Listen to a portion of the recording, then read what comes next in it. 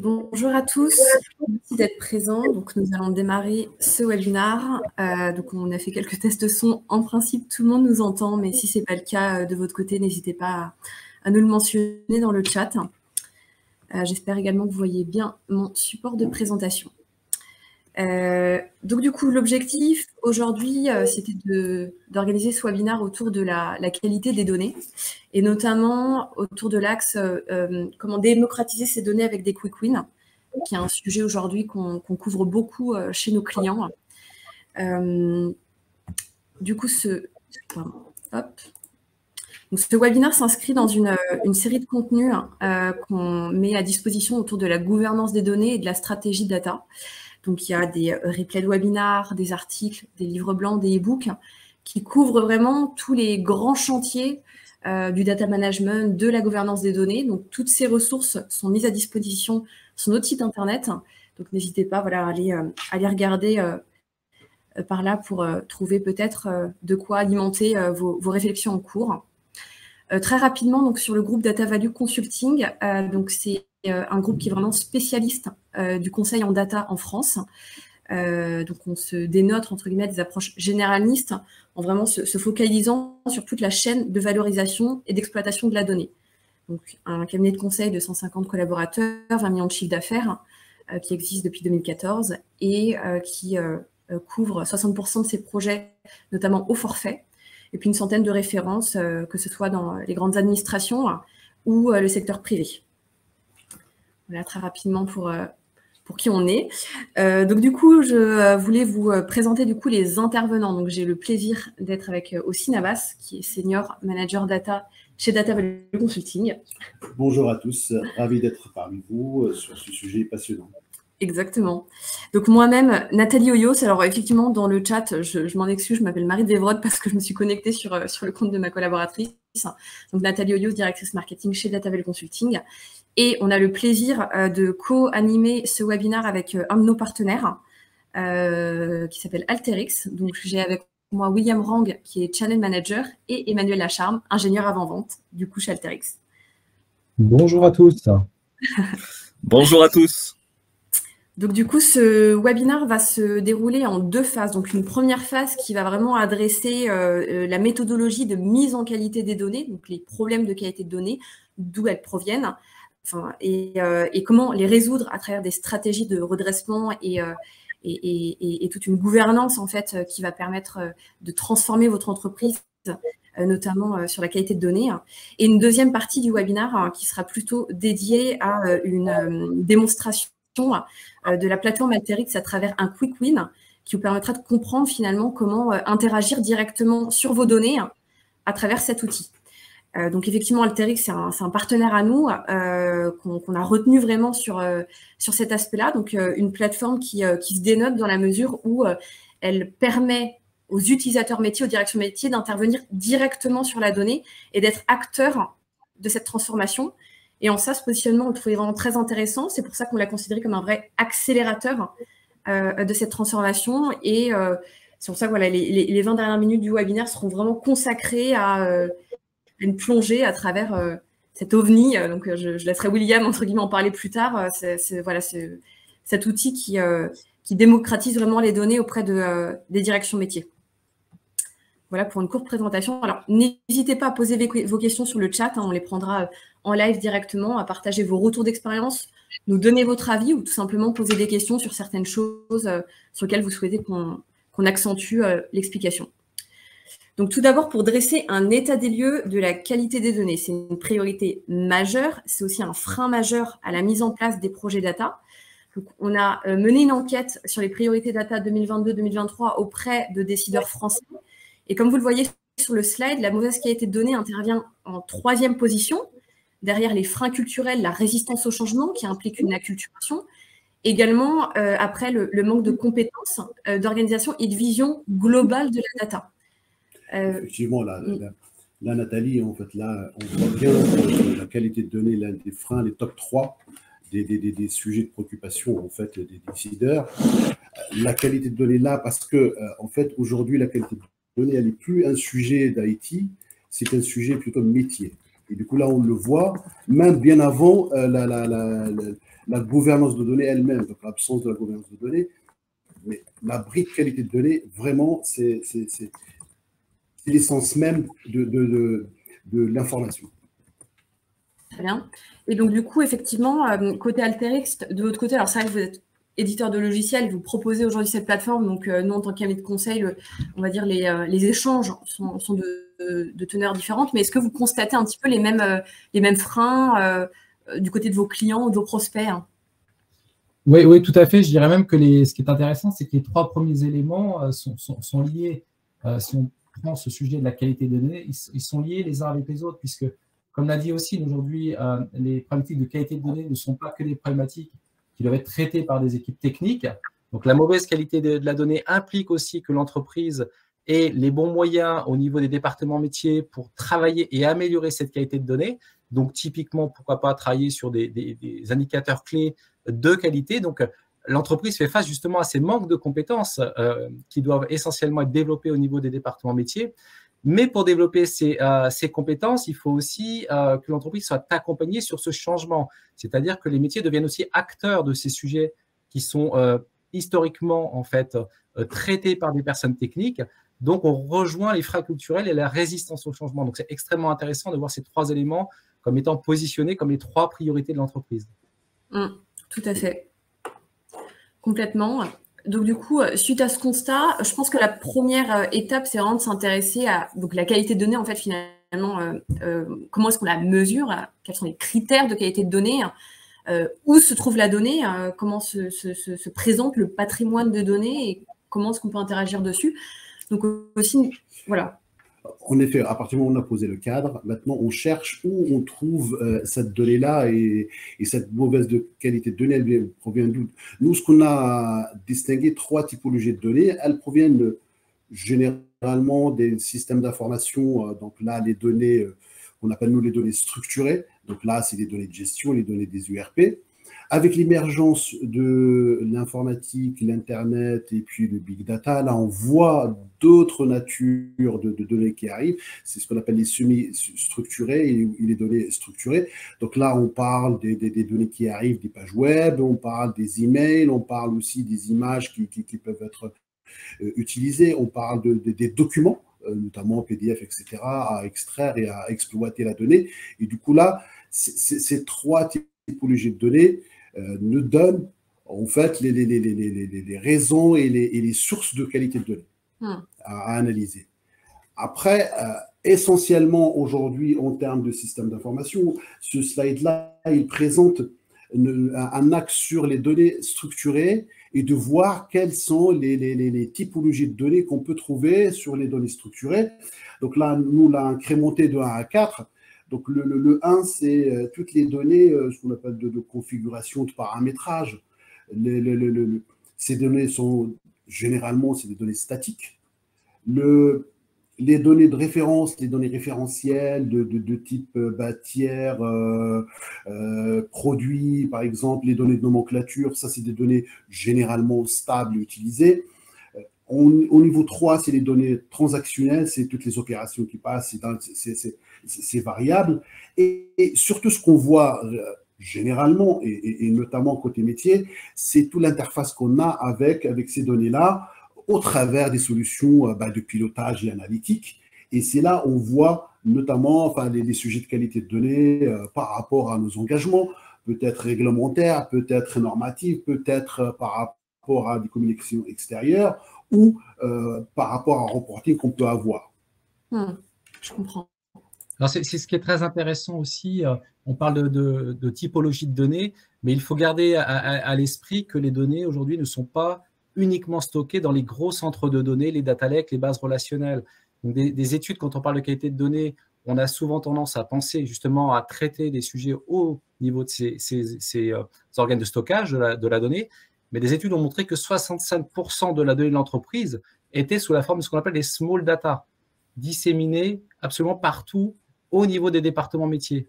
Qui, parmi vous, n'a pas déjà vu vos collègues travailler sur des feuilles Excel, monter des bases de données Access en local pour travailler sur ces sujets autour de la donnée? Voilà, donc la qualité de données touche vraiment toutes les données d'entreprise, pas uniquement le big data, les bases relationnelles, mais voilà, d'autres formes qui sont stockées vraiment un petit peu partout au niveau des départements métiers. Et effectivement, tu fais bien la relation par rapport à ce slide qu'on expose. C'est à partir du moment où on a des données qui arrivent de diverses sources, notamment des sources Excel manuelles. Donc là, à un moment donné, pour mesurer cette qualité de données, là, on affiche les critères de qualité de données. On peut avoir de la validité, de la traçabilité, de la sécurité, de la cohérence, de l'intégrité de données. Ça, c'est vraiment des éléments qui permettent de donner des exigences pour vérifier en fait ces données-là et de les mettre dans un ensemble de qualité de données. Okay. Et effectivement, l'impact derrière d'une mauvaise qualité de données va être sur des dashboards qui ne permettent pas vraiment de prendre des prises de décision fiabilisées, d'un point de vue métier, des campagnes marketing qui n'aboutissent pas, ou un pilotage, on va dire, des équipes ou des budgets, des activités qui comportent des écarts. Exactement. Des problèmes de sécurité et voire pire, voilà, aussi des problèmes liés aux réglementations dans des secteurs un petit peu sensibles. Donc effectivement, la qualité de données a vraiment des impacts directs et d'une certaine façon économique. Si on prend un exemple, ouais, tout à fait. Si on prend un exemple, moi j'ai un client, en fait là, il converge des données qui arrivent des systèmes d'information avec des saisies manuelles. Dans les saisies manuelles, on n'a pas la traçabilité qui a fait quoi. Et du coup, à un moment donné, on a ce sujet de remise en cause de qualité de données. Je comprends. Donc du coup, maintenant qu'on a bien situé la donnée où elle se trouvait et les critères de qualité qu'on va aller rechercher, enfin les différentes natures de critères, comment est-ce qu'on appréhende une politique de qualité de données au sein d'une entreprise? Voilà. Quelles sont les conditions un peu que tu portes? Voilà, par rapport à nos retours d'expérience et surtout tout ce qu'on a mis nous en place par rapport à des sujets de qualité de données, l'une des briques, c'est d'avoir une démarche organisationnelle qui vise à adapter les investissements aux enjeux de qualité de données. Qu'est-ce qu'on veut faire de la qualité de données? C'est une priorité. Avoir une démarche par use case, qu'on appelle une démarche incrémentale, qui permet de voir, de vérifier, de tirer les leçons et par la suite apprendre en marchant sur d'autres use cases.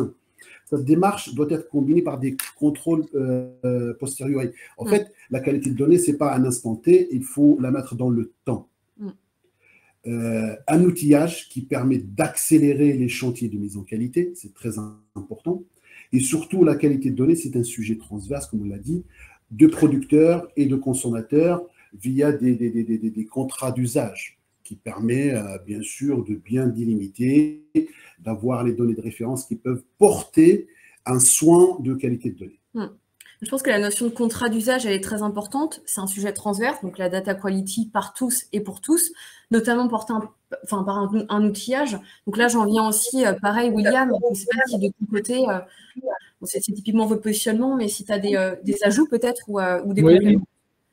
Oui, donc c'est une démarche incrémentale, on est entièrement aligné, mais c'est aussi une démarche itérative, voilà, donc incrémentale et itérative. Pourquoi? Parce que en fait, la qualité de données, et souvent les problèmes de qualité de données proviennent de facteurs humains, c'est-à-dire de mauvaises saisies dans les systèmes. C'est un petit peu le cas qu'on va développer juste après.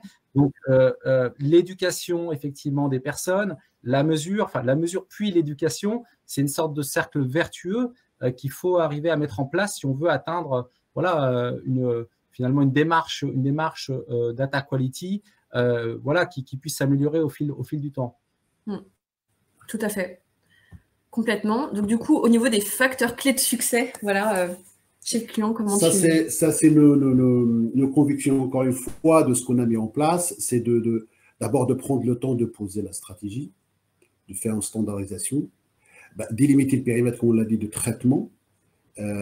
C'est privilégier, en fait, les données de référence qu'on souhaite soient portées par la qualité de données dans les premiers chantiers, pour poser bien le sujet, avoir une organisation et des habilitations, d'avoir bien sûr l'organisation qui soit sensible à ces chantiers de qualité de données, notamment par rapport au data office, etc.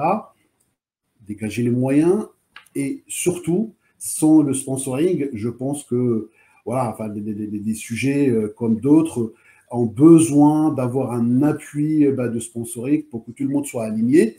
Et on fait des chantiers de qualité de données, mais il faut les mesurer. Pour nous, c'est important de piloter la qualité de données par notamment des KPI qu'on peut mettre en place qui permettent dans le temps de suivre ce chantier-là. Et en transverse, l'accompagnement au changement qui est une brique importante pour appuyer en fait la sensibilisation, la culturation dans le cadre de conduite de changement. Je comprends. Effectivement, si je comprends bien, c'est vraiment poser la stratégie, agir par chantier de transformation, donc par quick win, en commençant peut-être par les données de référence. Donc là, c'est vraiment en écho aussi à la démonstration que vous allez voir à la fin, qui justement porte sur les données de référence qui sont importantes. Poser l'organisation, donc là, c'est vraiment la gouvernance, les rôles, les responsabilités. Avoir le soutien du top management, ça, de toute façon, c'est ce qu'on dit toujours, nous, à nos clients. Effectivement. C'est la brique essentielle au dispositif.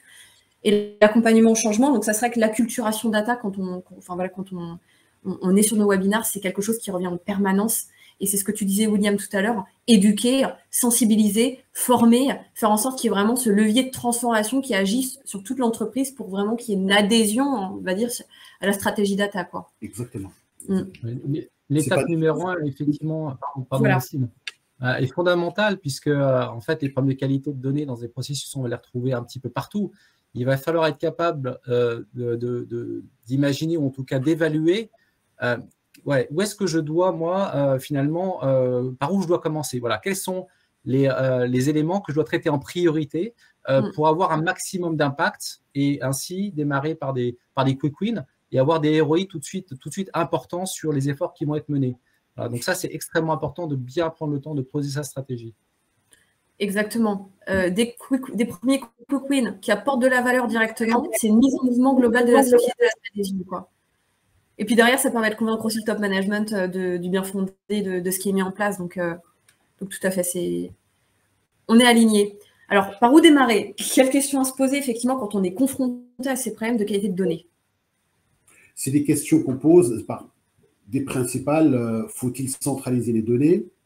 Est-ce qu'on doit connecter les données entre elles? Bien sûr, si on doit converger des données manuelles par rapport à un système d'information, donc là, il faut se poser la question sur quelle clé, la sensibilité des données manipulées pour voir, notamment par rapport aux enjeux qu'on peut avoir avec nos données. Quand on parle qualité de données, il ne faut pas oublier souvent la reprise de l'historique et comment je le gère. Et c'est vraiment des projets en soi. Les contrôles que je souhaite mettre en place qui permettent de pallier à ces problèmes-là et comment je dois éliminer le bruit lié à la mauvaise qualité de données parce que souvent, je n'utilise pas ce fichier-là parce qu'il n'est pas bon, mes données de référentiel sont fausses, donc il faut éliminer le bruit pour avoir la confiance et l'adhésion de toutes les parties prenantes. Il y a aussi des sujets pour voir si je dois exposer mes données à l'extérieur, notamment au travers de l'open data, partenaires, fournisseurs. Ça aussi, c'est l'un des points clés. Et est-ce que je peux traiter avec un outil, une plateforme? C'est aussi des questions qu'on doit poser. Donc effectivement, typiquement, dans nos démarches organisationnelles auprès des clients, dans nos démarches d'audit, dès qu'on va couvrir ces questions-là, pour bien délimiter le périmètre, définir la feuille de route et derrière agir vraiment là où il y aura le plus d'impact en fait dans l'organisation du client, quoi. Okay. Il y a aussi de nouveaux phénomènes aussi qui sont en train d'intervenir. Puisqu'en tant qu'entreprise, avec les réglementations autour de l'ESG, tout ce qui est critères environnementaux, sociétaux et de gouvernance, les entreprises doivent intégrer des sources de données externes, ce qui pose aussi la question de l'analyse et du traitement de la qualité de ces sources de données externes. Donc, c'est on va dire, un 9e phénomène qui est en train de s'ajouter dans toute cette démarche d'analyse de qualité et de travail autour de la qualité des données. Exactement. Et puis d'ailleurs, effectivement, dans des secteurs un petit peu sensibles, ou du moins, il y a des réglementations fortes qui s'accentuent. Aussi, tu me parlais justement d'un client, un grand énergéticien qui était un peu confronté à ça et qui a eu ses problèmes de données. Effectivement, nous, on a un client qui est en face de problématiques liées à l'utilisation des données, notamment vis-à-vis de l'extérieur. Et ces données-là, c'est des données qui arrivent à la fois de son SI, mais beaucoup de saisie manuelle dans Excel, et il fallait faire de la qualité de données pour converger à la fois les aspects référentiels, mais aussi la donnée pour la mieux positionner dans le système d'information. Très bien. Donc, du coup, au niveau des stratégies de redressement de la qualité des données, qu'est-ce que tu préconises? Alors, je te permets, voilà. Voilà, là, on est dans le positionnement de la stratégie data globale que nous, on pousse. Enfin, vous pouvez consulter le livre blanc. La première étape, c'est la vision. Il faut avoir une vision sur ce qu'on doit faire et qu'est-ce qu'elle va servir nos données dans notre vision. Est-ce que je dois créer une plateforme qui permet de faire ça, etc. À partir du moment où on a la vision, on traite le sujet par, comme on l'a dit, par itération, par use case. Donc, on définit le use case selon des critères, notamment par rapport à la typologie, par rapport à notre engagement, par rapport à time to market, par rapport à sa mise à l'échelle. Et la qualité de données, c'est une brique pour nous qui se met dans le data management au même titre que la gouvernance et au même titre que les référentiels. Elle va en soi. Et puis sur les plateformes, qui peut être à la fois en premise, aux technologies de cloud, etc. Ça permet, dans cette stratégie-là, d'avoir cette qualité de données qu'on peut traiter sur les aspects organisationnels, ses besoins, delivery et notamment aussi acculturation. Tout à fait. Alors, pour la qualité de données et comment on doit la redresser, pour nous, enfin, on a 3 niveaux de redressement de qualité de données: le curatif, le préventif et la transformation. Le curatif, c'est ce que voilà, le dispositif d'audit de la donnée et de la correction, comment on le fait. D'après, il va nous présenter ces éléments-là. Le préventif, dans la gouvernance, comment j'assure cette cohérence à long terme et comment je peux l'utiliser. Et dans la transformation, comment je peux engager voilà, une organisation qui permet d'aligner les données et les processus dans une vision plus globale. Okay. Sur le curatif, là, on a une méthodologie en 6 phases qu'on met chez nos clients. Et d'ailleurs, moi, le client énergétique, il nous a choisi lui-même parce qu'il a vu nos livres blancs et il est venu nous chercher pour qu'on puisse l'aider et d'utiliser cette méthodologie et comment elle peut apporter pour lui de la valeur. Donc, c'est une méthodologie de redressement en 6 phases. La première phase, c'est je suis sur le périmètre, je choisis mon use case par rapport aux enjeux que je souhaite avoir. À partir du moment où j'ai le use case, je choisis les données, ce qu'on appelle nous sensibles, c'est les données de référence qui, aujourd'hui, portent sur les sujets de correction et de qualité de données. Je vais aller plus loin dans l'étape 3 pour aller dans les SI, pour cartographier mes données et de voir le lien et de faire, en termes techniques, mon dictionnaire de données et mon glossaire de données. Et j'identifie les process de gestion qui permettent d'utiliser cette donnée-là. J'analyse en phase 5 les données. Cette analyse, elle porte sur la vision de process, sur l'usage, sur le cycle de vie de la donnée, sur les attendus et les finalités de la donnée. Et puis, en phase 6, je dresse ma stratégie d'amélioration qui porte sur les sujets qu'on a trouvés aux qualités de données. Sur le niveau préventif, là, on est sur vraiment les critères de qualité de données qu'on a distingués en 3 sur les critères intrinsèques qu'il faut porter, l'unicité, la complétude, etc. Les critères de service, de voir est-ce que la donnée est accessible, est-ce qu'elle est cohérente, est-ce qu'elle est d'actualité, parce que des fois, on utilise des données qui ne sont pas datées, et du coup, à un moment donné, on se pose des questions, notamment aussi sur la pertinence. La sécurité, c'est des enjeux aussi importants sur sa disponibilité, son intégrité dans le système d'information et sa confidentialité par rapport au RGPD, par rapport aux normes, par rapport à son auditabilité et par rapport, de manière générale, aux réglementations en vigueur. Et donc là, il y a des techniques qu'on peut utiliser de profiling, de matching, de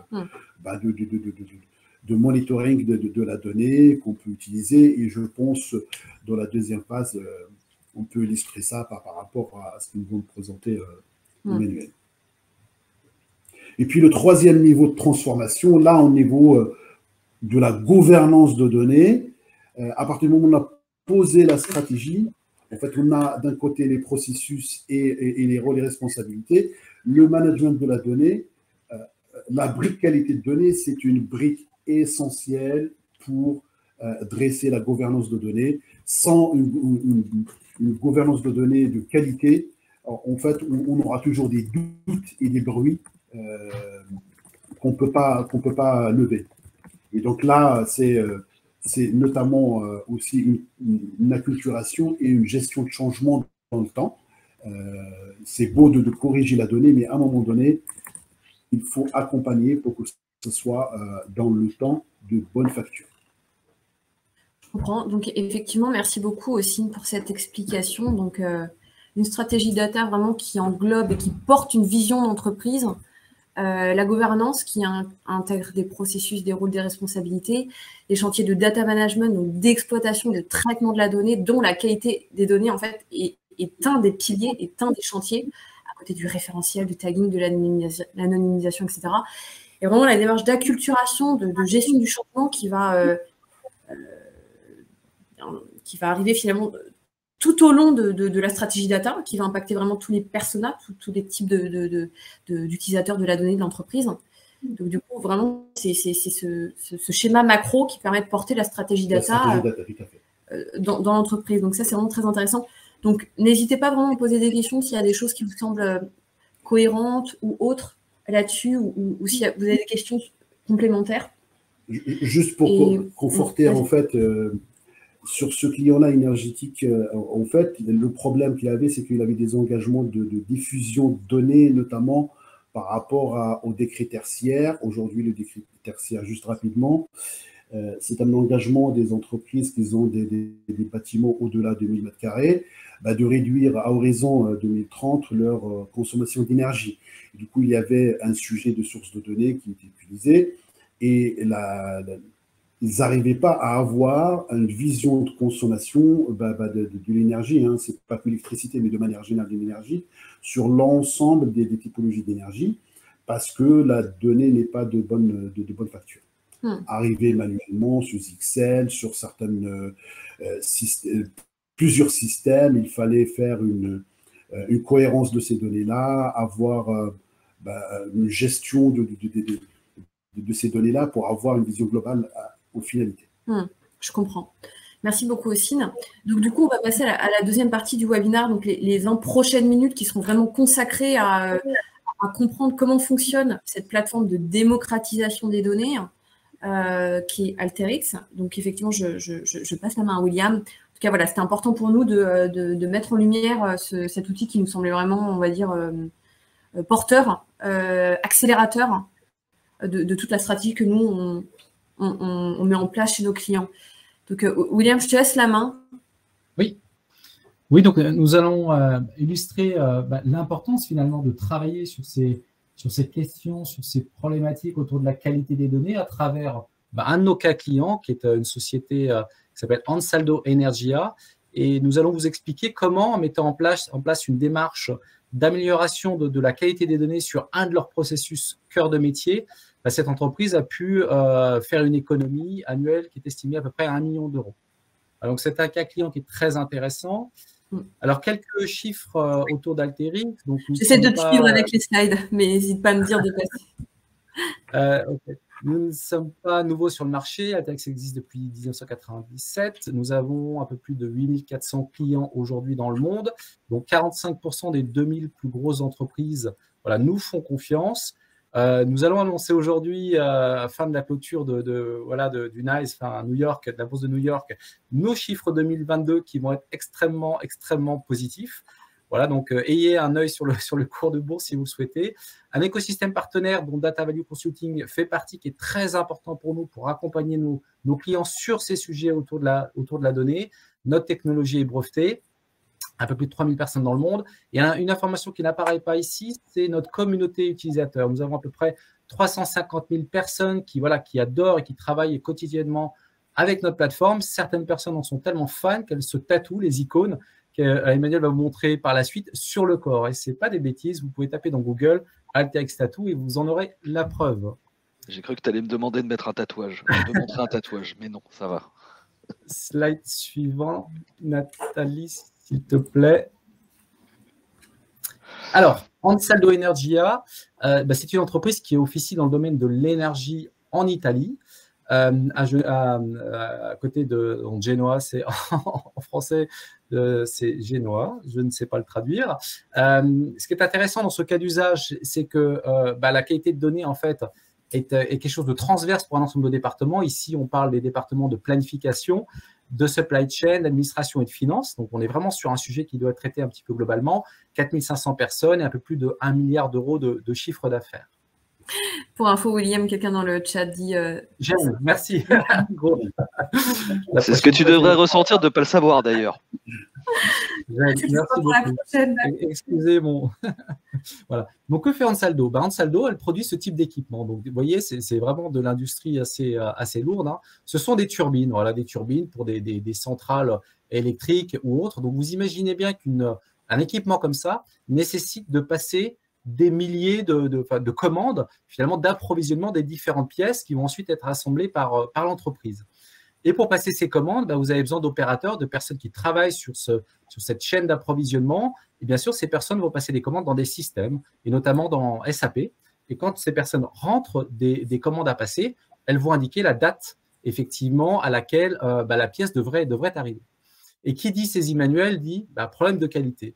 Et la personne qui gère ce processus, qui s'appelle M. Montero, qui est la personne responsable de la planification, justement, de la création, de la fourniture de ce type d'équipement, en fait, cette personne a très tôt compris qu'il y avait un problème qui était de taille pour l'entreprise, puisque 75% des commandes passées uniquement étaient exactes. C'est-à-dire qu'il y avait 25% de commandes sur lesquelles il y avait des soucis de qualité de données, notamment parce que les dates de commandes saisies n'étaient pas au bon format, n'étaient pas bonnes. Et donc, tout un ensemble de choses qui impactaient cette chaîne d'approvisionnement. Alors, cette personne, M. Montero, s'est dit, pour améliorer ceci, ce que l'on va faire, c'est que l'on va déjà imaginer des indicateurs clés de qualité de nos données à suivre et à implémenter pour les suivre dans le temps, bien sûr, parce qu'on partait du principe qu'on ne peut améliorer que ce que l'on mesure. Donc, il s'est concentré sur 2 indicateurs clés. Donc, l'équipe a travaillé à définir ces indicateurs et essayer de les implémenter. Donc, la première tentative a été faite de les implémenter sur des feuilles de calcul, encore une fois. Et en fait, les résultats n'étaient pas forcément satisfaisants parce que en termes de maintenance, en termes de compréhension de ce qui était fait, voilà, c'était extrêmement complexe. Monsieur Montero a eu l'information selon laquelle une équipe dans l'entreprise allait regarder la plateforme Alteryx pour un autre sujet. Et il s'est dit, pourquoi pas finalement regarder si je ne pourrais pas industrialiser mes KPI, mes indicateurs de qualité avec cette plateforme. Et c'est exactement ce qu'il a fait. Il a lui-même, sans compétences techniques particulières, pu créer, industrialiser et automatiser la production de ces indicateurs de qualité de données. Et en faisant ce travail, il a pu du coup montrer aux différents chefs d'équipe, aux responsables, qu'il y avait des problèmes de qualité qu'il fallait pouvoir traiter. Et bien entendu, les responsables ont pu après travailler avec les opérateurs concernés, les sensibiliser, donc on parle encore une fois d'humains, les sensibiliser à ces problématiques de manière à ce que la qualité des données puisse être améliorée et bien entendu derrière toute la production des turbines se trouve fiabilisée. Donc production fiabilisée égale finalement moins d'immobilisation au niveau trésorerie et surtout des délais clients qui sont mieux respectés. Donc si on regarde les bénéfices de manière macro sur le slide suivant, donc l'entreprise Ansaldo Energia est passée d'un taux de commande de ces pièces détachées correctes de 75% à 92%.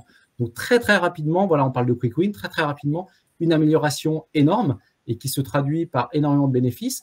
Côté retour sur investissement, l'entreprise a estimé que 1 million d'euros par an étaient économisés grâce à des commandes qui sont fiabilisées, mais aussi finalement des équipements qui sont livrés dans les temps à leurs clients. Vous imaginez quand il manque une pièce, voilà, c'est toute la chaîne qui avait pu être décalée. Donc vraiment le retour sur investissement financier est mesuré.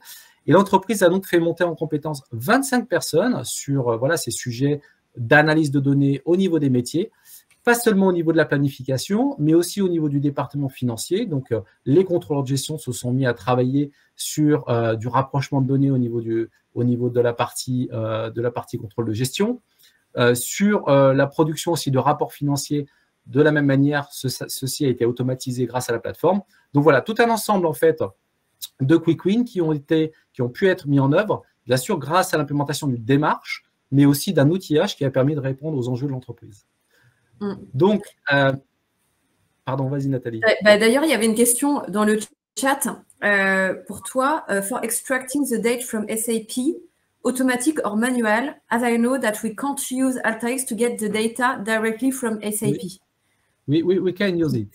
We can use it. I can explain English, but we have connectors. So if you want, you can take the question after. On peut prendre la question après.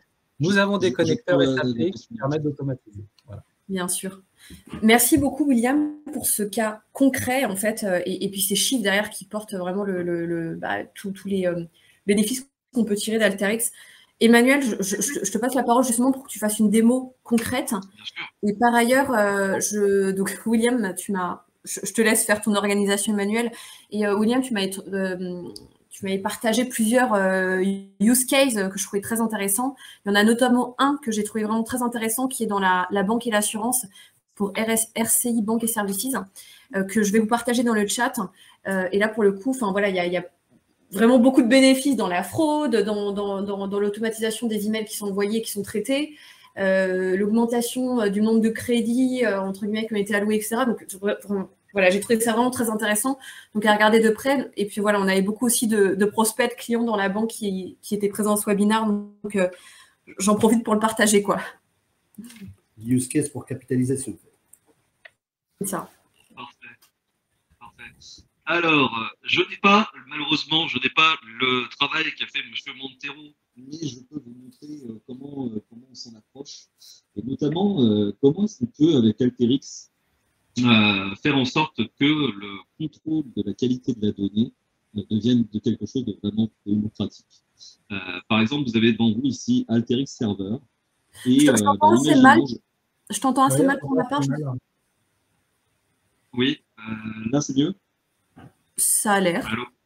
Okay. Je pense que c'est le micro de ton PC peut-être qui prend et pas ton micro. C'est peut-être pour ça. Oui, les personnes dans l'auditoire confirment que le son n'est pas terrible. Alors, je sais quoi. Hop, là. Peut-être que tu dois lâcher le casque.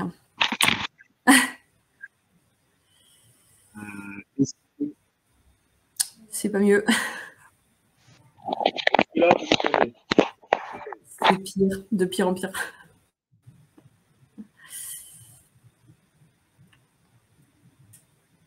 Tu le fais en mime, hein, sinon.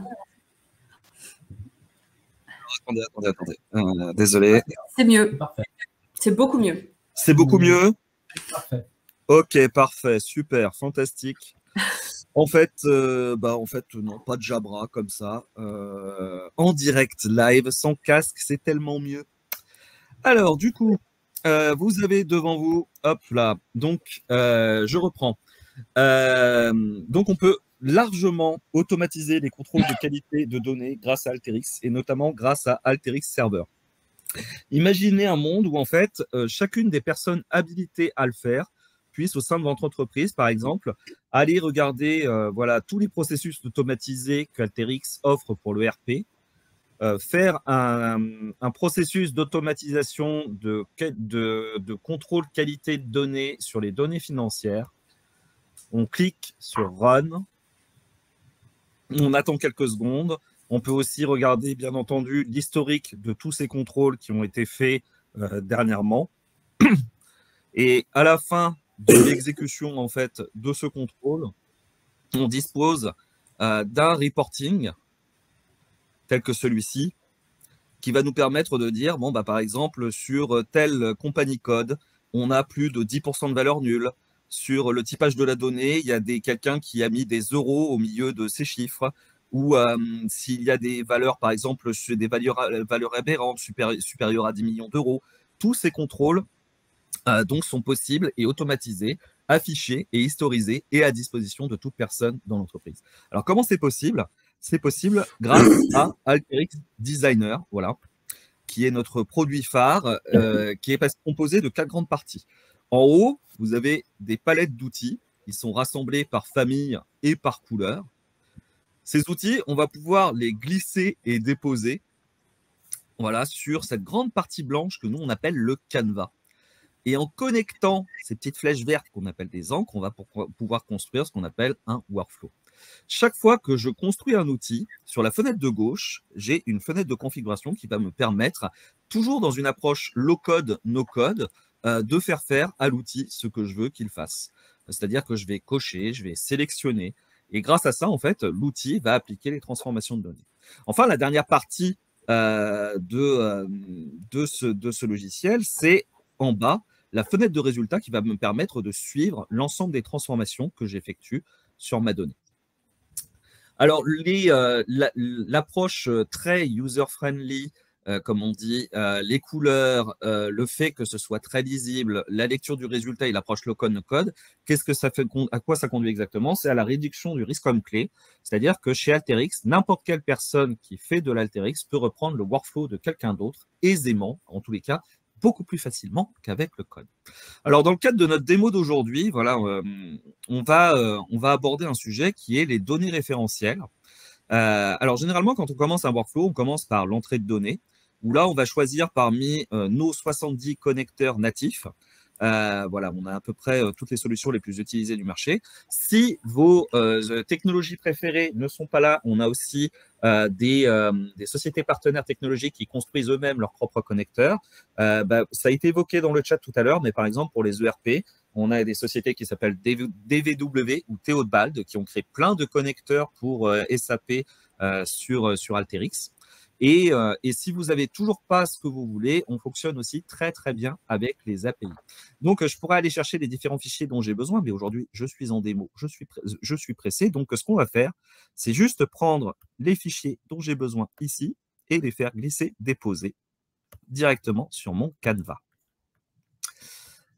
Et on va se rendre compte que, voilà, il y a 2 fichiers. Il y a une base référentielle produit qui vient d'un site internet et une base référentielle produit qui vient du retail group, donc c'est des données retail. Et le but, ça va être de savoir si ce que je vends sur mon site internet est référencé dans ma base référentielle group. Mais quand on peut le constater directement sur notre preview ici, on va se rendre compte que déjà, notre référentiel de base, il y a des problèmes. Il y a des valeurs nulles, il y a plein de choses qui ne vont pas. Alors, ce qu'on va utiliser, tout d'abord, c'est cet outil qu'on appelle l'explorateur, qui, comme son nom l'indique, va nous permettre d'explorer la donnée. Et je vais cliquer sur ce bouton en haut à droite, exécuter, qui est le bouton sur lequel on clique le plus quand on utilise Alteryx. Qu'est-ce que ça fait? Ça nous permet justement d'explorer, ça nous permet de faire passer la donnée dans l'ensemble des composants qu'on a créés.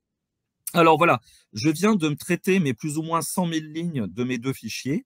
Et maintenant, grâce à mes explorateurs, je vais pouvoir savoir très exactement ce qui se passe sur ma donnée. Alors, on a des jolis codes couleurs ici. Le vert, ça veut dire que tout va bien. Le jaune, ça veut dire qu'il y a des valeurs nulles. Le rouge, ça veut dire que potentiellement, il y a un problème et on verra ça juste après.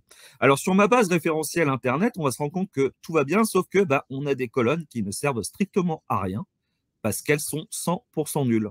Donc, là-dessus, on devra peut-être faire quelque chose après.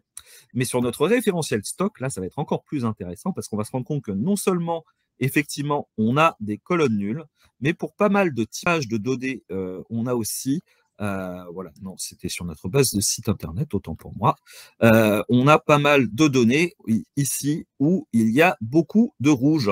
Alors, le rouge, ça veut dire quoi? On va aller voir ça tout de suite dans notre fenêtre de résultats. Et on voit ici, donc, famille 1 et sous-famille, qu'il y a plein de triangles rouges au niveau de ma donnée. Et ces triangles rouges m'indiquent qu'il y a un problème. Et le problème ici, c'est qu'il y a des espaces à la fin. C'est-à-dire que donc ma sous-famille de produits soins capillaires, ce n'est pas soins capillaires, c'est soins capillaires, espace, espace, espace, espace, espace. Donc on verra après justement comment est-ce qu'on peut corriger ces erreurs. Mais d'abord, on va s'occuper de toutes ces valeurs nulles. Et pour ça, je vais mettre des filtres sur mes deux référentiels. Alors, comme c'est des produits, on va utiliser un code qui s'appelle le code EAN, qui est plus ou moins, enfin, qui est le code barre. Un produit qui n'a pas de code barre dans mon référentiel ne sert à rien. Donc, d'abord, ce que je vais dire, c'est est-ce qu'il y a des codes produits qui sont nuls dans mes différents référentiels. Je vais le faire dans le premier, je vais le faire dans le deuxième. Donc, voilà, est-ce qu'ils sont nuls ou pas? On voit qu'il y a deux sorties sur l'outil, un T et un F. C'est si la condition est vraie, true, la donnée ira par ici. Si la condition est fausse, false, elle ira par là. En l'occurrence, donc, si la donnée est nulle, elle ira sur le T, et si elle ne l'est pas, elle ira sur le F. Je vais en profiter pour faire une autre vérification directement. Je vais vérifier s'il y a des doublons dans mes EAN. Donc, je vais prendre cet outil qui s'appelle unique. Je vais le faire glisser et je vais lui dire tout simplement, trouve-moi s'il y a des doublons sur les EAN.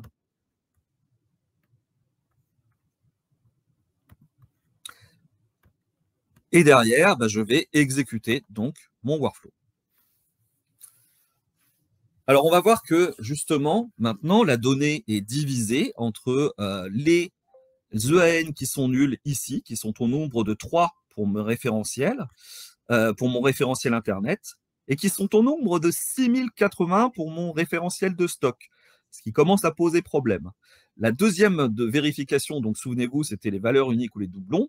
Alors, les valeurs uniques apparaissent sur cette flèche, les doublons apparaissent sur la flèche D, normale. Et donc, on va se rendre compte que sur ma base Internet, j'ai 6 valeurs en doublons, et que sur mon référentiel produit, en revanche, j'ai 3131 doublons. Une fois que j'ai fait ces diverses vérifications, ce que je peux faire, c'est maintenant, mon but, c'était de comparer, souvenez-vous, c'était de comparer les données du référentiel Internet vers le référentiel, vers mon référentiel groupe. Donc, je vais utiliser cet outil qui s'appelle jointure et qui, comme son nom l'indique, va me permettre de faire la jointure de mes deux données. Alors, pour les spécialistes d'Excel, c'est l'équivalent d'un VLOOKUP qui serait survitaminé. Donc, je vais lui dire de faire une jointure sur mes codes EAN pour savoir si mes EAN de gauche sont sur mes EAN de droite. Et là, on va voir qu'il y a plein de sorties différentes sur cet outil. Il y en a une qui s'appelle L, une qui s'appelle R et une qui s'appelle J. Sur ma L, je vais trouver en fait les produits qui sont sur mes sites Internet, mais qui ne sont pas sur mon référentiel. Sur ma R, je vais trouver mes produits qui sont sur mon référentiel, mais qui ne sont pas sur mon site Internet. Et sur le J, je vais trouver mes produits qui sont sur les deux. Et en cliquant directement, voilà, je vais avoir donc les 3 sorties qui vont me donner une indication claire du nombre de produits qui matchent entre mes deux référentiels. Voilà, 1725. Et on va se rendre compte que il y en a 1730 qui ne sont pas référencés. Alors, avec Alteryx, malheureusement, on a très peu de temps aujourd'hui. Avec Alteryx, on se rend compte qu'on pourrait identifier très aisément pourquoi ils ne matchent pas. En l'occurrence, parce que des codes EAN sont sur 8 caractères et pas sur 13. Toutes ces informations-là, on va pouvoir justement aisément, en quelques clics, se rendre compte des divers problèmes de data qu'on a ici. Alors, vous me direz, oui, mais qu'en est-il pour les corrections? Les corrections, c'est encore plus simple. Souvenez-vous, j'avais plein de problèmes donc sur ma donnée référentielle ici. Je vais lui demander de supprimer mes lignes nulles, mes colonnes nulles. Souvenez-vous, les espaces blancs en début, en fin. Et puis, histoire d'être sûr, je veux aussi toutes mes données en majuscules. J'exécute. Et j'aurai directement donc un pré-nettoyage qui sera fait sur mon stock référentiel. Là, c'est la partie facile, c'est quand on a justement deux référentiels qui se ressemblent, mais quand on a deux référentiels qui n'ont pas de clé commune, est-ce qu'on peut là encore travailler sur la qualité de la donnée? Alors oui, grâce à ce type de workflow, là je vous montre un workflow fini, et notamment cet outil qui s'appelle Fuzzy Match, qui est assez extraordinaire, qui ne va pas chercher les doublons, mais qui va chercher des choses qui se ressemblent énormément au sein d'un dataset. Et on va se rendre compte que, par exemple, effectivement, dans mon dataset, j'ai, là, c'est de la pharmacologie, j'ai plusieurs fois les mêmes matières dans mes datasets, mais appelées différemment, et qu'on pourra mettre le tout, bien entendu, non seulement dans un rapport, mais qui pourra aussi nous donner des recommandations donc telles que, voilà, on a des perfect match, mais on devrait aussi renommer tel type de colonne, on devrait renommer tel type de supplier, etc., etc. Donc voilà, en gros, en quelques mots et en quelques minutes, les fonctionnalités d'Alterix. Voilà comment est-ce qu'avec Alterix, on peut travailler la qualité de données. Je vous ai montré juste quelques outils aujourd'hui, mais sachez qu'on en a plus de 350 et que si ça ne suffit pas, vous pouvez vous-même faire vos propres process de contrôle qualité et les créer pour en faire des outils merveilleux. Par exemple, cet outil qui a une tête fort sympathique de Sales Engineer d'Alterix. Est-ce que vous avez des questions? Emmanuel. Merci beaucoup Emmanuel. Donc effectivement, porte-parole des utilisateurs Alterix chez Data Value Consulting et qui l'accompagne chez des clients. C'est vraiment une boîte à outils qui permet de faire énormément de quick win et énormément de use case, qui dispose de beaucoup de fonctionnalités. Donc du coup, voilà, effectivement, merci Emmanuel parce que tu as illustré quelques cas de qualité de données, des critères que tu as pu couvrir. Mais tu l'as bien dit à la fin, c'est que là, il y a des boîtes à outils qui permettent de rajouter, s'il y a besoin, de couvrir d'autres aspects de qualité de données. Oui. On le voit bien, de toute façon, nous, c'est vrai, c'est parmi les solutions qui permettent de couvrir la qualité de données dans sa globalité notamment. Oui. Là, ce que je vois là, c'est par rapport au métier. On l'utilise même pour consulting. Puis effectivement, quand on va chez Alterix, c'est là pour le coup, c'est vraiment les experts qui le disent, il y a une communauté derrière, entre guillemets, qui porte et voilà, qui permet de soutenir un petit peu aussi le développement, la prise en main, etc. Donc ça, c'est plutôt positif. Merci à tous d'avoir été présents donc, à ce webinaire. J'espère que ça a été clair. Il y a peut-être d'autres sujets qui n'ont pas été abordés d'un point de vue méthodologie. Peut-être qu'il y a un bout de l'outil que vous auriez aimé plus voir ou plus approfondir. Donc, toutes les équipes, que ce soit Alterix, Data Value Consulting, sont disponibles pour prolonger les échanges. Donc, on va vous faire un mail juste après avec le support de présentation et le replay pour que vous puissiez voilà, le partager en interne. Et puis, bien sûr, on vous proposera aussi des rendez-vous pour échanger sur vos problématiques. Donc, merci à tous d'avoir été présents à ce webinaire.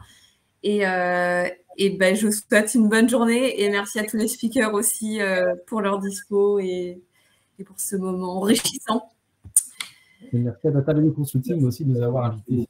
Je vais dire merci de votre accueil. Merci à vous. À très bientôt. Merci à tous. Très bonne journée. Au revoir. Bonne journée.